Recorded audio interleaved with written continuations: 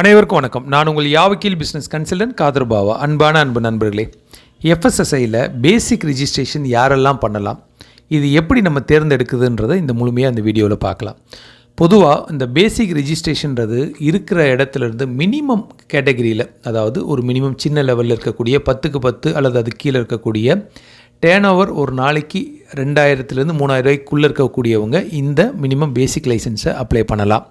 அதை தவிர்த்து ஹோம்மேடாக பண்ணக்கூடிய வீட்டிலிருந்து செய்யக்கூடிய எந்த வகையான பிஸ்னஸாக இருந்தாலும் சரி, அதாவது வீட்டு உபயோகத்திற்கு பயன்படக்கூடிய அந்த கிச்சனை பேஸ் பண்ணி பண்ணுறதா இருந்தால் நீங்கள் தாராளமாக இந்த பேசிக் ரிஜிஸ்ட்ரேஷனை நீங்கள் தாராளமாக பண்ணலாம்.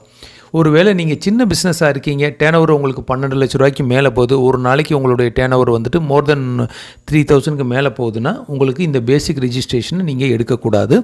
அதை எடுக்காமல் ஸ்டேட் லைசன்ஸ் அப்ளை பண்ணுறது தான் உங்களுக்கு கரெக்டாக வரும். பேசிக் லைசன்ஸில் தாராளமாக ஹோம்மேட் கேட்டகரியாக ஸ்விக்கி, ஜொமோட்டோ, அதன் குக்கர் ஆப் இதில் எல்லாம் இருக்கவங்க தாராளமாக அந்த சின்ன லெவலில் இருக்கக்கூடிய ஆட்கள் பேசிக் ரிஜிஸ்ட்ரேஷனை எடுத்து பண்ணலாம். போக போக நீங்கள் அடுத்தடுத்த வருஷங்களில் அதை வந்துட்டு அப்டேட்டும் பண்ணிக்கலாம்.